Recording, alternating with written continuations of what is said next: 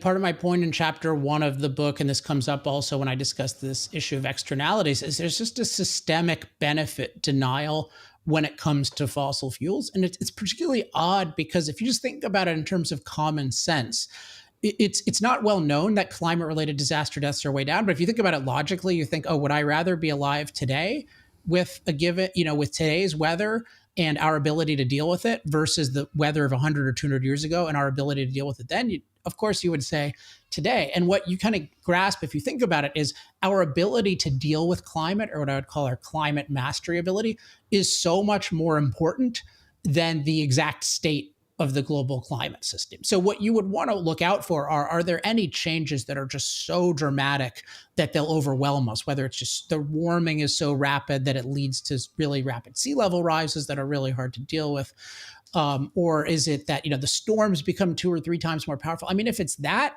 yeah, then you sort of get worried. But if it's something like, oh, it'll become 2 degrees warmer, 3 degrees warmer on this time frame, or the storms will become 20% more intense, or it'll become a little drier, wetter in certain places, like that's just so inconsequential, even climate wise, compared to your ability to master it. One point about mastery people don't get is they sometimes get we can neutralize negatives. But actually, what is negative climate wise depends on your degree of mastery. So I love snowboarding and snowmobiling. So I'll go to Snowbird in Utah to do those things. Though that snow used to be a negative, right? That was a threat. But thanks to mastery, that's a prized, now expensive positive.